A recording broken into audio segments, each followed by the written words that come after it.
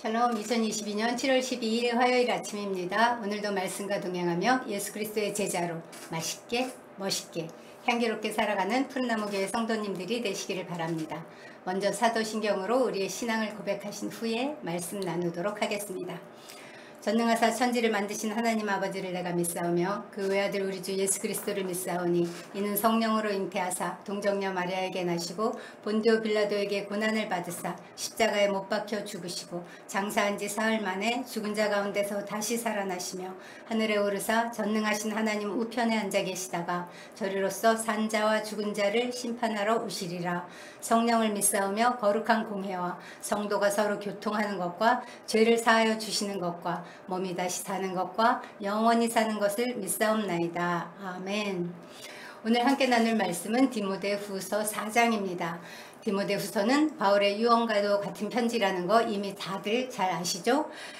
그 바울은 영적인 아비로서 나어린 아들 디모데에게 그 마지막 때에 다가올 시험과 박해를 대비해서 어떻게 신앙과 복음을 전수해야 할지, 또 디모데를 만나 직접 그 사랑과 위로의 교제를 나누고, 또 디모데가 올 때에 그 드로아에 두고 온 겉옷과 책들을 가져오라고 부탁하기 위해서 이 편지를 썼습니다. 그 중에서도 오늘 본문인 디모데후서 4장은 바울의 마지막 편지의 마지막 장이라는 의미가 있습니다. 그렇다면 이 바울의 유서와도 같은 이 디모데후서 4장의 결론은 무엇일까요? 그것은 한마디로 너는 말씀을 전파하라. 때를 얻든지 못 얻든지 항상 힘쓰라 입니다. 여기 쓰인 전파하라라는 헬라어 캐릭소는 대중 앞에서 선포하다 라는 의미가 있습니다. 따라서 이것은 그리스도 안에서 이루신 하나님의 이 구속사역을 모든 사람 앞에서 담대히 선포하라는 명령입니다. 2절을 함께 읽겠습니다.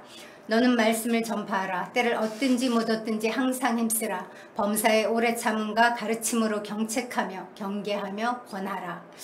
말씀을 선포하되 때에 맞든지 안 맞든지, 기회가 편리하든지 불편하든지, 환영을 받든지 못 받든지 긴급히 하라는 것입니다.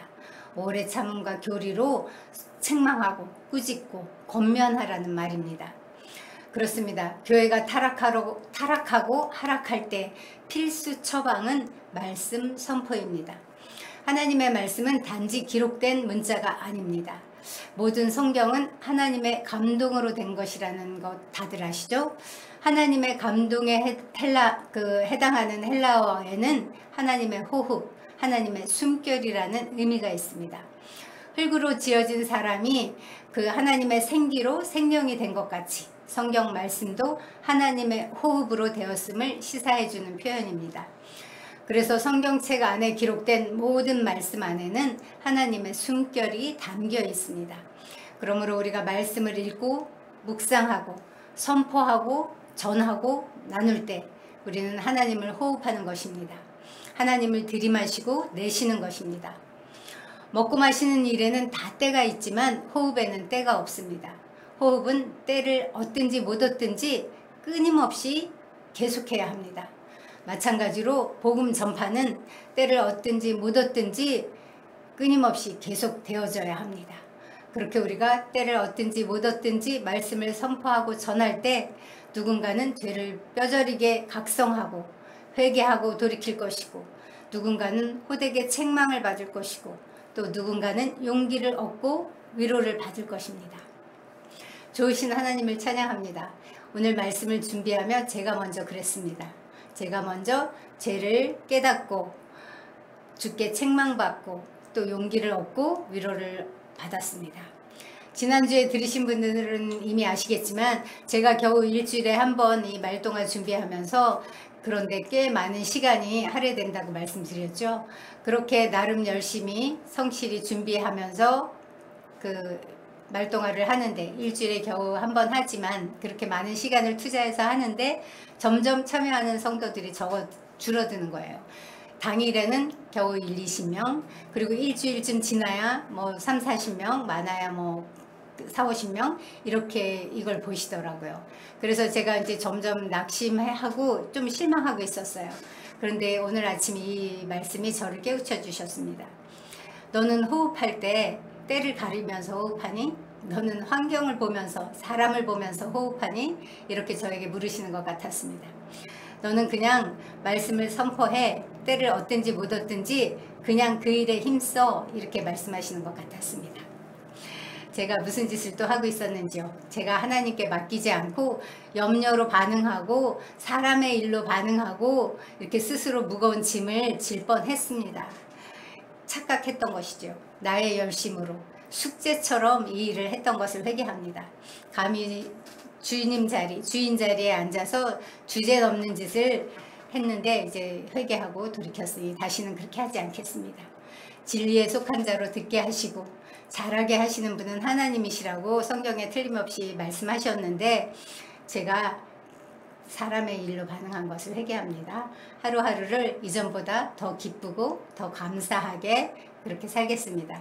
때에 맞든지 맞지 않든지 그 상황이 편리하든지 불편하든지 환영을 받든지 못 받든지 저는 그냥 호흡하겠습니다. 긴급히 말씀을 선포하고 전하고 나누겠습니다.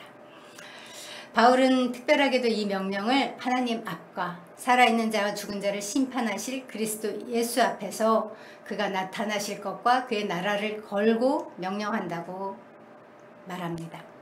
이것은 그의 명령의 이 중대성과 엄숙함을 암시하는 표현입니다. 이 명령은 1차적으로 디모데에게 하신 것이지만 동시에 우리 모두를 향한 것이기도 합니다. 하나님과 그리스도 앞에서는 절대 순복, 절대 순종만이 있을 뿐입니다. 그리스도인들이 이런 정신으로 살아간다면 주님 다시 오실 때 반드시 그의 영광과 그의 나라에 참여할 것입니다. 그리스도의 심판대 앞에서 상급받기를 원하고 그의 나라를 유업으로 상속받기를 원한다면 때를 얻든지 못 얻든지 말씀을 선포하고 복음을 전하고 우리가 깨달은 말씀을 나누는 일에 힘쓰는 저희가 되어야겠습니다. 그래야만 하는 이유가 있습니다. 왜냐하면 우리가 아무리 전하려고 하도 선포하려고 해도 사람들이 듣기를 거부하는 때가 올 것이기 때문입니다. 3절에는 때가 이르리니 라는 표현이 나옵니다.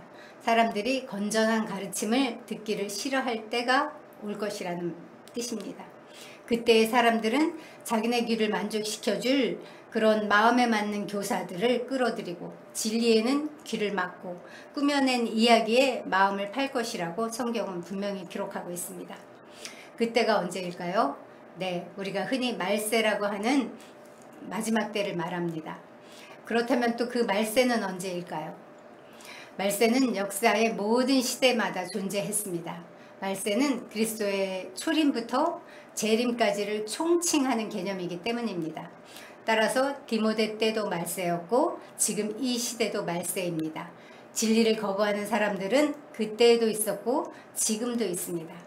다만 그리스도의 재림이 가까이 올수록 복음을 거부하는 일이 점점 더 악화될 것입니다. 날이 갈수록 사람들은 그리스도를 통해서 얻는 이 구원의 소식을 듣는 것을 거부할 것입니다. 견디지 못한다고 이 거부하고 그 싫어하는 정도가 견디지 못한다는 정도라고 헬라어 원어에는 그런 뜻이 포함되어 있습니다. 의도적으로 그 스스로 거부합니다.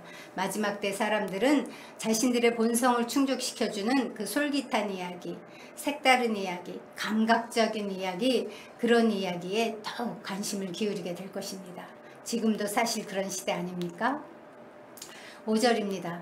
그러나 너는 모든 일에 신중하여 고난을 받으며 전도자의 일을 하며 내 직무를 다하라.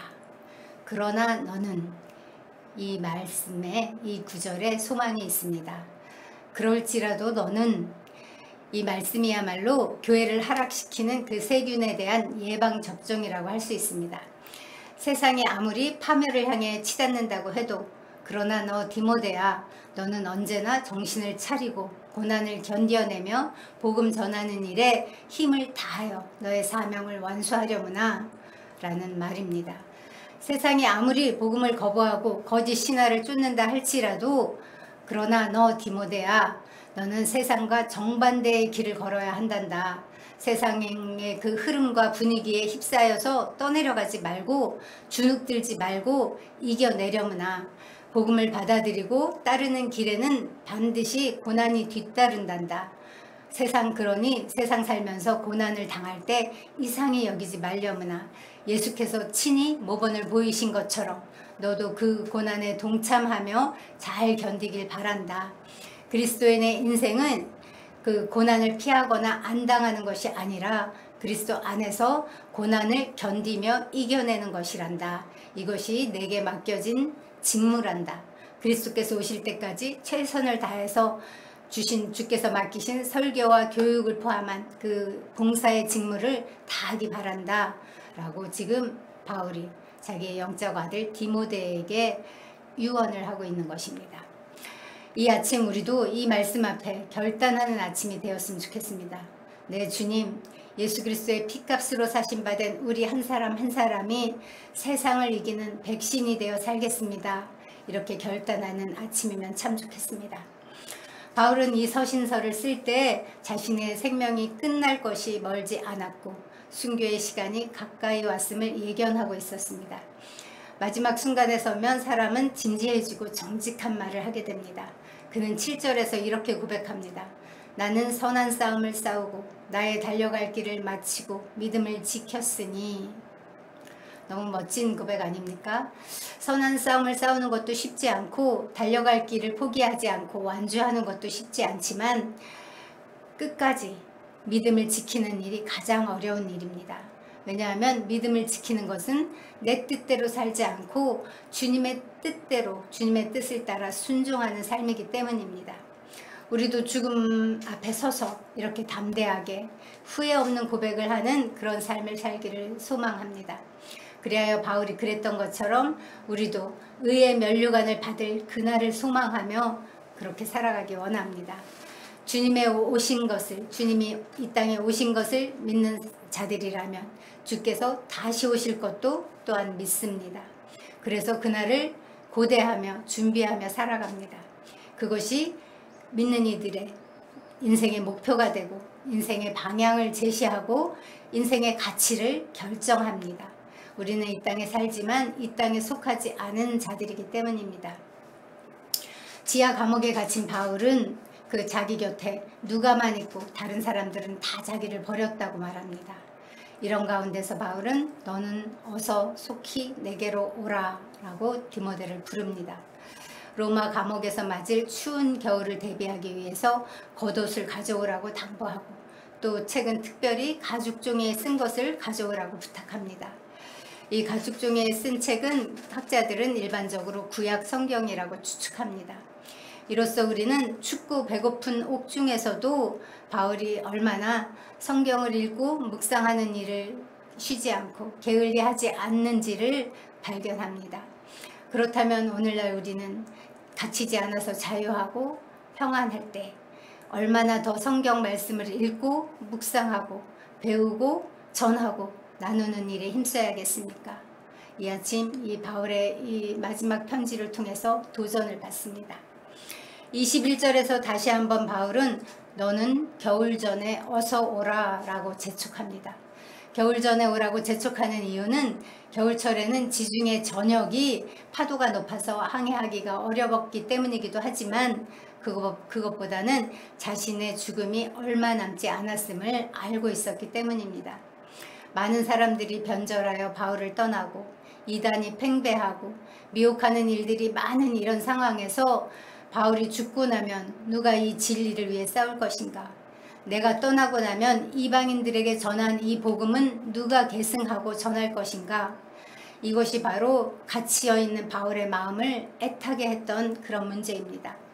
이방인을 위한 그 사도의 가르침을 보존하는 과업이 대부분 디모데에게 주어졌고 바울은 지금 자기가 죽기 전에 이 세밀한 목회 지침을 하나하나 바울에게 직접 전해주기를 원했던 것입니다. 그래서 이렇게 애타게 바울을 찾고 있습니다. 바울은 여기서 구리 세공업자 알렉산더의 예를 들면서 자기에게 해를 입히고 그 전도하는 것을 악착같이 방해했던 사람, 그런 반대자를 만났을 때 어떻게 해야 하는지를 가르쳐 줍니다. 마땅히 그런 사람을 주의하고 경계해야 하지만 직접 보복하지 말고 하나님께서 그 행한 대로 갚으시기를 구하라는 것입니다. 모든 심판을 하나님께 맡기라는 것입니다. 이것이 바로 하나님의 공의로우심을 믿는 바울의 신앙 태도였습니다. 이런 신앙 태도를 그는 자기 아들 디모데에게 전수하고 있는 것입니다. 또 자기를 홀로 버려두고 다 떠나버린 사람들에 대해서도 저희에게 허물을 돌리지 말라고 교훈합니다. 이 신앙은 그리스도께서 십자가상에서 보이신 모습 그대로입니다. 아버지여 저희를 사하여 주옵소서 자기의 하는 것을 알지 못함이니이다 라고 기도했던 예수님처럼 바울도 지금 그 예수 그리스도를 따라 그대로 살아가는 그 신앙 삶의 모습을 보여줍니다. 앞으로 목회 현장에서 디모데도 틀림없이 이런 일들을 겪을 것인데 그때 너도 이렇게 해라 라고 가르쳐 주는 것입니다. 이것은 우리 또한 마찬가지입니다. 우리도 산호라면 이런 경우를 많이 경험하게 됩니다. 우리의 관계 안에도 우리를 미워하고 방해하는 사람들이 있을 수 있습니다. 그럴 때에 그 잘못에 대해서 나 자신을 탓하거나 그 죄책감에 시달릴 것도 없고 변명하지도 말고 또 그 사람에게 책임을 전가하지도 마십시오. 그 일에 시간과 에너지와 믿음을 빼앗기지 마십시오. 주께서 갚으시길 기도하고 용서하고 하나님께 맡기십시오. 주께서 함께 하시기 때문입니다. 17, 18절입니다. 주께서 내 곁에 서서 나에게 힘을 주심은 나로 말미암아 선포된 말씀이 온전히 전파되어 모든 이방인이 듣게 하려 하심이니 내가 사자의 입에서 건짐을 받았느니라. 주께서 나를 모든 악한 일에서 건져내시고 또 그의 천국에 들어가도록 구원하시리니 그에게 영광이 세세 무궁토록 있을지어다. 아멘. 여기에 구원을 뜻하는 단어가 3개가 나옵니다. 사자의 입에서 건짐을 받았다. 이것은 과거의 구원입니다. 악한 일에서 건져내시고 이것은 현재의 구원입니다. 천국에 들어가도록 구원하시리니 이것은 미래의 구원입니다. 예수 그리스도께서 과거에도 구원하셨고 현재에도 구원하고 계시고 장래에도 구원하실 것입니다. 예수님께서 이렇게 완전한 구원을 베풀어 주셨습니다. 바울은 이렇게 자기를 구원하신 주께서 디모데 곁에 서서 완전하게 구원해야 하실 것을 믿고 그렇게 디모데를 축복하며 하나님께 영광을 돌리는 송영으로 이 편지를 마무리합니다. 바울 곁에 서셔서 그를 격려해 주시고 위로해 주셨던 주님이, 그에게 힘 주셨던 주님이 오늘 우리도 위로해 주시고 격려해 주시고 힘 주시는 바로 그 동일한 하나님이십니다. 이것을 기억하고 우리가 어떤 일을 당하든지 주님이 나와 함께 하신다. 하나님은 나의 과거와 현재와 미래에 그 완전한 구원을 베푸시는 하나님이시다. 이것을 기억하며 그 천국에 이르는 날까지 이 땅에서 맡기신 사명을 다 감당하며 충성하는 저와 여러분이 되시기를 주님의 이름으로 축복합니다. 바울의 마지막 편지, 마지막 장, 마지막 절을 함께 선포하겠습니다. 주께서 내 심령에 함께 계시기를 바라노니 은혜가 너희와 함께 있을지어다. 이 말씀으로 우리 오늘 서로에게 축복을 빌어주는 그런 하루를 사시기를 바랍니다. 기도하겠습니다. 하나님 아버지 감사합니다. 우리가 말씀을 읽고 묵상하고 전하고 나누는 이 모든 것이 하나님을 호흡하는 것임을 배웠습니다. 주님, 우리가 한시라도 호흡하지 않으면 죽는 것처럼 우리가 말씀을 읽고 묵상하고 선포하고 전하고 나누는 일을 멈출 수 없습니다. 주님, 멈추지 않게 하시옵소서. 주님, 매일 아침 말씀과 동행하며 하루를 시작하게 하시고 그 말씀 가운데 깨달은 그 말씀을 곁에 있는 누군가에게 나누게 하시고 그 말씀이 그를 또 살리고 위로하고 격려하는 이 선순환이 이루어지는 것을 우리의 삶의 현장에서 경험하게 하시옵소서. 주님, 그래서 주님 한시도 호흡하기를 멈출 수 없는 것처럼 우리가 이 말씀을 먹고 나누는 것을 멈추지 말게 하시옵소서. 오늘 우리 삶 가운데 우리의 삶의 현장 가운데 오셔서 우리를 그렇게 인도하시고 축복하실 주께 감사드리며 예수님의 이름으로 기도합니다. 아멘. 이제 공동체를 위해 기도하겠습니다. 우리 공동체 안은 여러 가지 문제를 가진 지체들이 있습니다. 병중에 있는 지체도 있고요. 그 재정의 어려움을 겪고 있는 지체도 있습니다. 또 관계 안에서 뜻하지 않은 문제를 겪고 있는 지체들도 있습니다. 그런데 오늘 우리가 지체들을 위해 기도할 때 이러한 일들이 우리의 삶에 이런 고난들이 있어야 할 것을 주님이 이미 말씀하신 것을 기억하며, 그러나 우리 곁에 서서 함께 서서 힘주시고 격려하시며 그 고난을 통과하게 하시는 하나님이 우리 편에 서 계신 것을 믿으며 넉넉히 이겨내고 통과하게 해달라고 중보하시겠습니다.